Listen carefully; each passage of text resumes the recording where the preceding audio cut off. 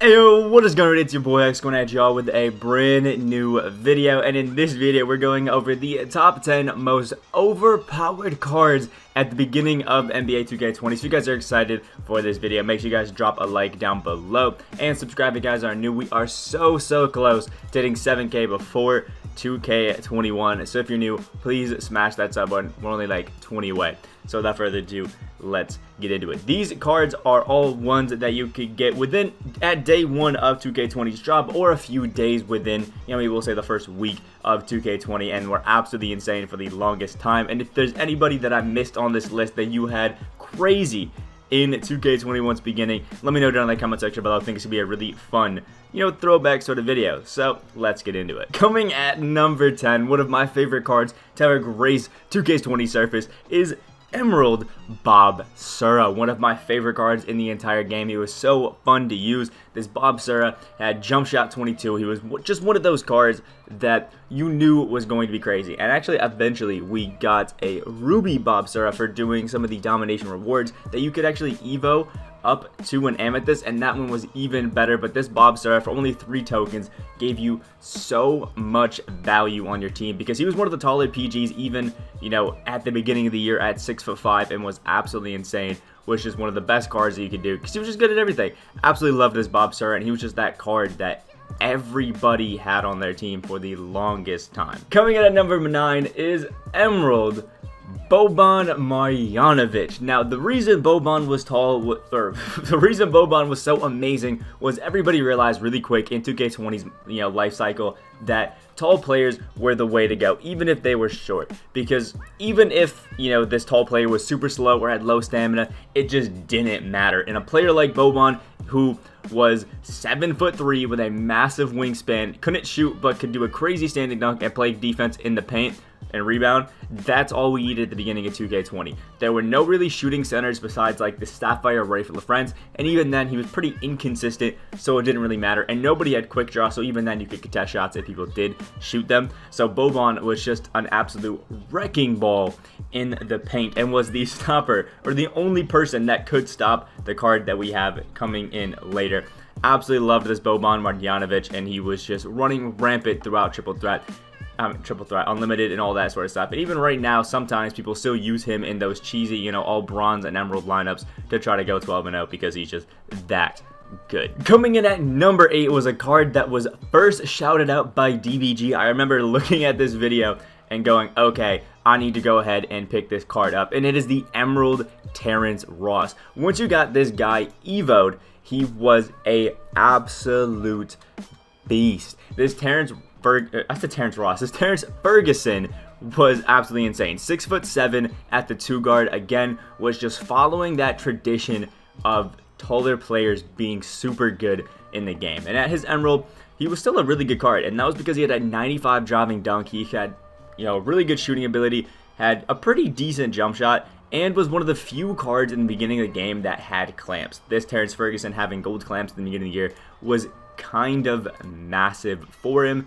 And then on top of that, he just got a bunch of boosts from the Evo, so you can get him up to the Sapphire that he would go to, and it actually made him kind of insane because he got quicker. He had an even better 3-point shot. He got 2 Hall of Fame badges, fast break finisher and lob city finisher. Also got quick first step. So for the longest time, this Terrence Ferguson was just in everybody's squad. And even when some of the better cards started coming out, he still was one of those guys that you would just bring in to just drive straight line into the paint. Because before clamps was a thing, driving straight line to the basket was so overpowered, and Terrence Ferguson was the embodiment of that. Coming in at number 7 is one of my favorite cards to ever grace the surface of this game. I remember, if anybody remembers being back in that stream where I first got, this guy, shout it out in the comments. And that is the Sapphire Gerald Green. I remember getting this card and just being so gassed because his jump shot was fire, and he was just so fun to use. Gerald Green already had 2 Hall of Fame badges. You got him from grinding at triple threat offline. It was only like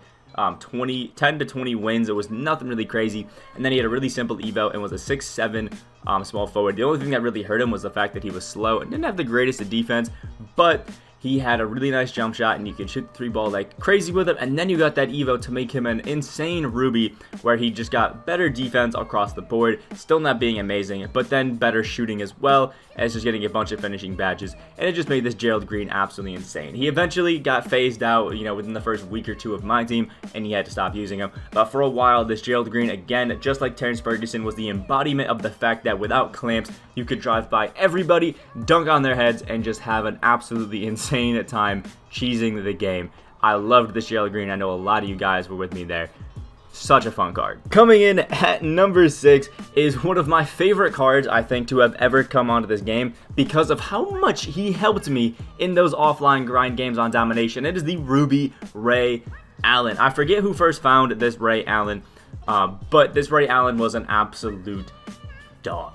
This Ray Allen had obviously the Ray Allen jump shot, and it was one of the most overpowered in the entire game. And he also had Hall of Fame catch and shoot, which was a beautiful, beautiful badge to have. If you guys remember in the beginning of 2K20, running a floppy play with this Ray Allen was pretty much the most overpowered thing that you could do in the entire game. You called the floppy play that was assigned to Ray Allen, and then Ray Allen ran that damn route, caught the ball, and it was a catch and shoot green every single time because this Ray Allen was just crazy. Because he also had gold range extender and a 93 shot 3. This Ray Allen was an absolute beast and was one of the reasons everybody was so excited to get that Galaxy Double Ray was because this Ruby was that good. Absolutely insane card that everybody kind of used for the longest time. And coming in at our number 5 spot, we have the starter pack Tracy McGrady, one of the ones that I decided to pick up myself, and this was our first inkling into how great Tracy McGrady was going to be. That Trey Burke base, which is absolutely beautiful on this T-Mac, and obviously along with all of the other starter packs, he had 2 evolutions to go. But the thing about Tracy McGrady was he was significantly better than all of the other ones. Picking all the other ones definitely didn't hurt, but as you guys will see later on, picking one of the centers really didn't matter because there was significantly better centers that you would get later down the line, and Tracy McGrady was just one of the best shooting guards that you could run. He had that first evo, which gave him a bunch of shooting badges to really help him out. He got better defense, better speed, and better shooting, and then once you got him to Ruby, he got Hall of Fame at catch and shoot, which was massive, and I mean massive for cards at the time. And again, it got better in basically everything across the board. If you played your cards right with a coach boost, he could actually speed boost as well, one of the first cards to do so, and it just made him absolutely insane. It was one of my favorite cards in the entire game, and I still run him from time to time just for nostalgia factor to have some fun. He's definitely nowhere near a good card anymore, but in the beginning of the game was absolutely unstoppable. Could shoot 3-ball like crazy and dunk on everybody's head with some pretty decent defense as well. Coming in at number 4 is a card that I know a lot of you guys probably forgot about or didn't even realize when he came out was one of the most amazing cards to have in the entire game, and it is the Amethyst Magic Johnson. I loved this card. Now, if you guys remember back in the beginning of 2K20, there was actually a glitch where you could switch around your cards and make certain ones out of position, like we had in 2K19, and Magic Johnson was one of the best cards to do so, and I actually did it a few times just for offline modes. I didn't play any online games for it. I could even say that back at the time. What it did is this Magic Johnson was one of the most overpowered cards in the game because people used this Magic as well as the card who's coming next on our list at PG and made them crazy. Now, this Magic Johnson was a Amethyst Magic from the time in the finals where he played center because I think somebody else was injured or whatever reason, and this Magic is 6'9" at the center, but if you did the glitch, you can make this Magic a 6'9" point guard like he normally plays, and he was absolutely insane. This Magic Johnson was one of the most well-rounded cards in the entire game. Had a bit of a 3-point shot. He was actually pretty quick. The defense was great on him, and he could rebound like crazy, as well as the post game was kind of nutty on him, which was a little absurd. And he had 2 Hall of Fame badges, Break Shutter and Flashy Passer. Plus, Magic Johnson has some of the best animations in the entire game, so it really just helped him do everything if need be. This Magic Johnson might be a bit of a slept-on card that not a lot of people used at the time because it was very short-lived, that out-of-position glitch, but this Magic Johnson nonetheless was an absolutely insane card to go ahead and run. I remember loving him. At number 3 on our list, we have the Amethyst Giannis Antetokounmpo. Despite not really having that insane of shooting, he was overpowered as hell. And this also includes the Heat Check Giannis because they're basically the exact same card, just different card art, and that other Giannis got some boost throughout the year to make him fun. But I remember this Amethyst Giannis was one that everybody used in the entire game. I remember picking him up for like 60k at the beginning of the year just to run him in triple threat or in domination because of how overpowered he was running him as a power forward. It was just absolutely insane. Giannis, obviously 6'11", has a 7'4" wingspan, but Giannis's jump shot was super nice, but that's really not why people used him. People used him because of his normal 2 behind the back, the super cheesy behind the back, and his long athlete layup package, which is insane at the time. We knew or had inklings that this was going to be the new overpowered thing, but we didn't realize how overpowered it was going to be because now everybody has that long athlete layup package. But this Giannis was so overpowered because he had amazing speed and ball handling for a guy that was that tall, had awesome defense, and even then could dunk on everybody's head as well as rebound pretty well. He just kind of carried the load across the board for everybody, and he was just so overpowered. If you went back to any God Squad at the time, even if they got up to the diamond tier or pink diamond tier on, the reward section, they still had this Giannis in their starting lineup because of how overpowered he really was. Coming in at our number 2 spot was one of my favorite cards ever, Diamond Dale Ellis. Again, another amazing thing about Dale Ellis, he was 6'7" at the 2 with a 6'10" wingspan. It was gorgeous. He was a domination reward for the historic section and had 3 Hall of Fame badges, that being catch and shoot, corner specialist, and steady shooter. Obviously not ones that we like now in steady shooter, but it honestly was kind of overpowered back in the day because not many people could really shoot very quickly, so having steady shooter to help on some contested shots wasn't too bad. And he also had gold range extender, which was really nice, and quick first step. It really helped him out. He obviously had a 96 3-point shot. Couldn't really dunk the greatest or really play too great a defense, but he was just super quick with the right coach, could speed boost, and had an amazing shot. It was just kind of overpowered, as well as the Ray Allen base. So if you thought that the Ruby Ray Allen was overpowered, just wait until you get to this Dale Ellis. He was honestly disgusting.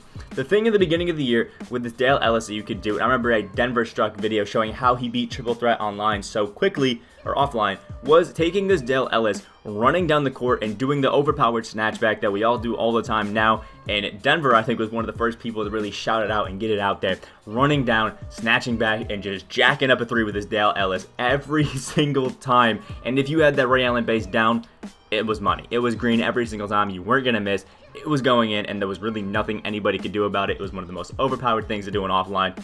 And even in online, until people realized how to defend it, was absolutely insane. And this Dale Ellis was the starter of some of the cheese in 2K20 Myteam. Loved this card. It was super fun and was definitely worth the domination grind, unlike his counterpart in Sean Kemp. And last but not least, coming in at the number 1 spot on our team is Jorge Merson. You guys knew he was going to be here. 7'7" at the center, was just overpowered, and he was the reason that tall players were so overpowered in 2K20 Myteam and why we realized it so quick. Because this Jorge Merson had 13 gold badges, awesome finishing ones as well, had a box, intimidator, moving truck, post move, lockdown, rim protector, and even silver rebound chaser to just snag every board, play insane defense, and his player build was so massive. Like, there was nothing you could do to stop this Jorge Merson.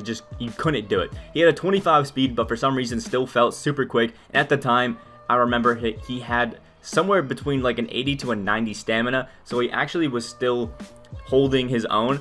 And they actually ended up doing a speed nerf, I guess, where they tried to, make taller players slower, but what it actually did is made them faster for a time being, meaning Jorge Merson was running around with like an 85-90 speed at 7'7", and it was some of the most absurd thing that you would ever see in the entire game. And then they finally fixed the speed correctly, and then ended up nerfing Jorge Merson in order to really kill him. They took his stamina from like an 80 to 90 that it was and made it a 65 and dropped his speed down to a 25. It was a little bit higher, I think, and that basically killed the Jorge Merson hype, eventually with some other centers dropping as well. But for the time that he was out, going down to the paint and getting that post hook, it was so overpowered. I remember the lineup that I used to run was Jorge Merson at the center. I used to have Giannis at like the 3. I'd have Giannis at the 4, somebody else at the 3, the Ruby Ray Allen in there at the 2, and then that Magic Johnson center at the PG for domination, and I rolled through it without a single problem in the world, and it was mainly because of this massive Jorge Merson. Seriously, was such an overpowered card. He's died out now. but back in the day, he was absolutely insane. Let me know what your guys' top 10 list would be for the most overpowered cards at the beginning of 2K20 Myteam. This is mine right here. If I miss any cards that you guys remember using and going absolutely crazy with, for me personally, one of the cards that I used in the beginning of the year and went crazy with was the Emerald Jochi. Anthony Simons, I remember going crazy with him. Just a lot of those, domination cards that I went absolutely wild with. Or even the silver, like Dana Musa, was absolutely insane. Let me know your guys' favorite 2K20 beginning of the year cards. It's a nice time to reminisce. Make sure you guys subscribe if you guys are new. We are on that road to 7K. I hope you guys have a great rest of your day, and I will see y'all in the next video.